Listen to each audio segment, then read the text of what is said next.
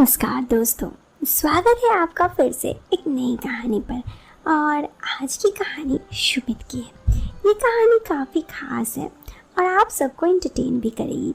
तो इससे पहले मैं कहानी शुरू करूं, आपको एक ज़रूरी बात बतानी थी। दोस्तों, अगर आप चाहते हैं कि इस कहानी की ऑडियो क्वालिटी आपको पसंद आए जब आपके कानों तक पहुंचे, तो बस दो काम ज़रूर करें। एक तो ईयरफोन का यूज़ करें, इससे ये कहानी आपको बहुत ही ज़्यादा अच्छी लगेगी। और साथ ही अपनी आंखों को बंद कर ले, इससे कहानी रियलिस्टिक लगेगी जब आपकी आंखों तक पहुंचेगी, आपके कानों तक। चलिए अब मैं आपको सुनाती हूँ आज की हमारी इस कहानी को। दोस्तों, ये कहानी सुमित की है। सुमित कहता है, बात आज से कई साल पहले की है, जब मैं 12वीं की पढ़ाई ख़त्म करके कॉलेज में दाखिल लिया था। देखने में ठीक ठाक हूँ, उस वक्त भी अच्छा था। पढ़ाई के साथ साथ बैडमिंटन भी अच्छा खेलता था। फिर कॉलेज में ही मैं खेल में काफ़ी रुचि लिया करता। कॉलेज के शॉर्ट अटेंडेंस में कोई लफड़ा नहीं था, क्योंकि गेम करने वालों की इज्जत होती थी कॉलेज में। और डीपी सर के साथ मेरी अच्छी पड़ती। और कि आपको कहानी आगे बताने से पहले मैं आपको अपने बारे में बता दूं। मैं नॉर्मल दिखने वाला 5 फीट 9 इंच हाइट का लड़का हूँ। उस वक्त मेरी उम्र 18 साल पार कर गई थी। मेरे क्लास के लगभग सभी छात्र छात्रा ने उसी कॉलेज में दाखिला लिया था। कॉलेज में धीरे धीरे मज़ा आने लगा। सबके साथ हाय और बातचीत होने लगी, क्योंकि ज़्यादातर क्लास के स्टूडेंट जान पहचान थे। मैं अपने एक दोस्त कुलदीप के साथ बैठा करता था। एक दिन मैंने देखा कि हमारे क्लास की एक लड़की मेरे स्कूल की दोस्त अंजू पर लाइन मार आए। मुझे ये देखकर हंसी आ गई। फिर क्लास ख़त्म होने के बाद मैं अंजू के पास गया। मैं बोला, क्लास में तुम्हारा एक बड़ा आशिक पैदा हो गया। ये सुनकर उसका मुंह उतर गया। वो बोली, हाँ जानती हूँ, उसी आशिक ने मेरा जीना हराम करके रखा है। जहाँ भी जाती हूँ मेरे पीछे पीछे आ जाता है।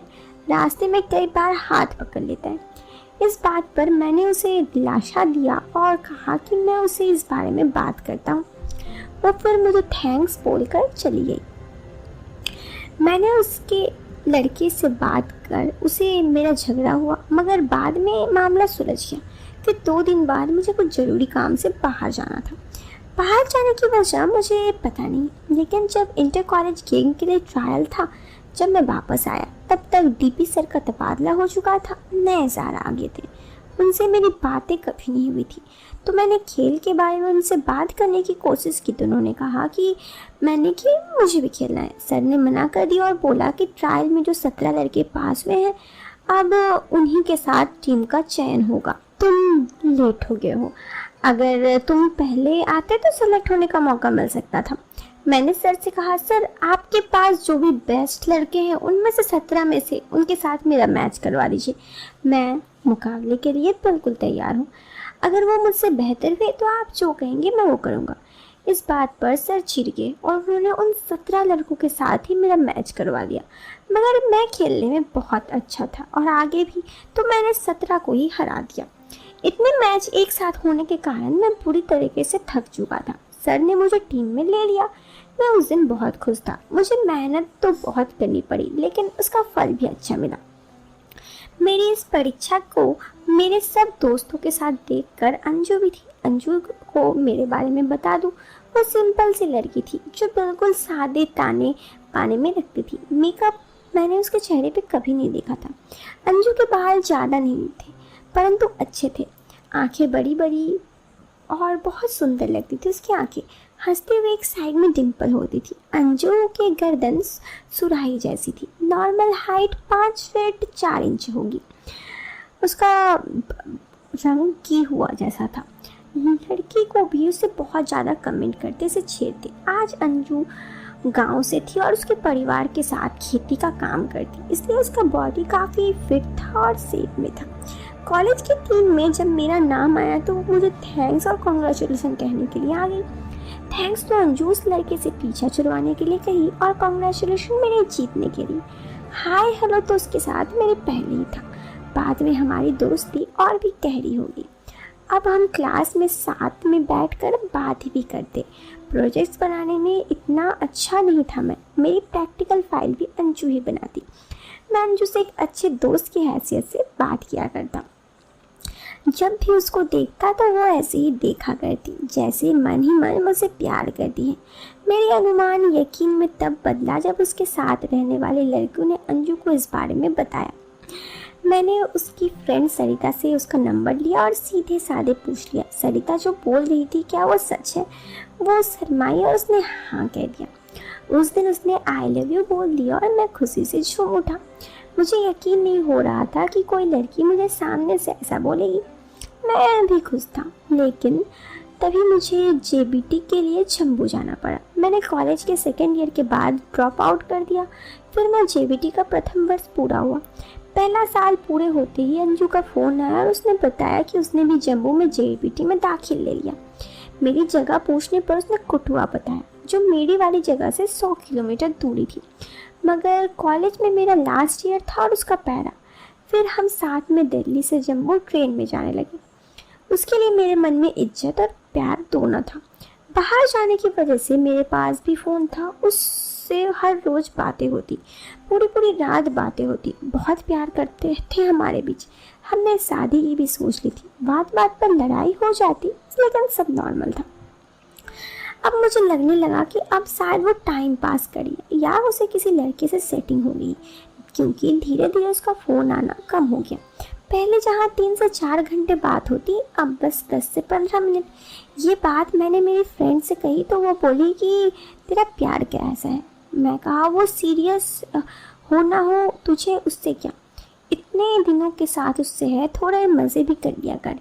वैसे भी उसने खुद ही तुझे आई लव यू कहा था, एक बार ट्राई करके तो देख। 1-2 बार में पता चल जाएगा कि वो तुझसे प्यार करती है या फिर टाइम पास। दोस्त की ये बात मैं समझ गई। अब मैंने पूरा मन बना लिया कि मैं अंजू से इस बारे में बात करूंगा और प्यार में एक कदम आगे बढ़ूंगा। मैं भी देखना चाहता था कि क्या वो इस सब के लिए तैयार है। टाइम भी आ गया। मुझे और अंजू को ट्रेन में जम्मू जाना था। ट्रेन में सामान्य कोच में हम दोनों देखकर हैरान हो गए। बहुत भीड़ था। फिर हमने स्लीपर बस में जाने का प्रोग्राम बनाया। स्लीपर बस दिल्ली ISBT से मिल जाती। हमने स्लीपर सीट ले ली। सीट पर जाते ही थोड़ी देर बस चल पड़ी। हमने साथ में खाना खाया और वहाँ बात करने लगे। उसके हाव भाव से मुझे बहुत अजीब लगा। वो यही अंजू थी जिसको मैं स्कूल से जानता था। काफ़ी बदल गई थी। फिर भी मैं उसके साथ बातें करता, क्योंकि फ्रेंड की बातें मुझे याद थी। मैं उसके साथ क्या चाहता और वो क्या चाहती, ये देखना चाहता था। थोड़ी देर बाद हम चुप हो गए, बस लेटे थे। फिर मैंने धीरे से उसके हाथ पकड़ा। वो बोली क्या कर रहे हो? मैंने कहा हाथ पकड़ रहा हूँ। फिर उसने कुछ नहीं बोला। मैं उसके हाथों को सहलाया और धीरे धीरे आगे बढ़ा। वो बोली क्या कर रहे हो? मैंने कहा कुछ नहीं, प्यार कर रहा हूँ। वो बोली प्यार या कुछ और? मैंने कहा कुछ भी समझ लो। ये कहते हुए मैं आगे बढ़ा। पहले तो वो बोली कि क्या? मैंने जब कुछ कहा कि इतना भी हक नहीं है, तो वह विरोध नहीं की और मेरे साथ देने लगी। तभी बस काफ़ी देर चल चुकी थी, तो अचानक से बस रुकी और मैं केबिन से बाहर निकला। अंजू वहीं पर थी। मैं बाहर गया और वॉशरूम से आकर वापस सीट में बैठ गया। अंजू अब भी वहीं थी। मैं चुपचाप वहाँ आया और केबिन लॉक कर दिया। वो बोली मुझे कुरकुरे खाना है। मैं वापस नीचे गया और उसके लिए कुरकुरे ले आया। अंजू अब मुझे छेड़ रही थी और बोल रही थी, चिढ़ा रही थी कि तेरा है पर मेरा है। मैं उसकी बातें करने का बिल्कुल मन नहीं कर रहा था, क्योंकि वो मुझे तंग कर रही थी। उसकी बातों से मुझे गुस्सा आ रहा था। खुद ही प्यार प्यार चिल्लाती रहती, लेकिन अब जब कुछ करने का समय आया तो वो भाव खा रही थी। थोड़ी देर बाद उसने मुझे फिर कहा, तेरा है पर मेरा है। इस बार वो मुझ पर ऐसे कह रही थी और आंखों से इशारा कह रही थी। मैं उसकी बातों को समझ गया कि वो भी क्या सोच रही थी, लेकिन अब हम दोनों बस में थे और कुछ देर ऐसे ही छेड़खानी और बातचीत के बाद 10 घंटे का सफ़र ख़त्म हो गया। कब पता ही नहीं चला और हम बस से उतर गए।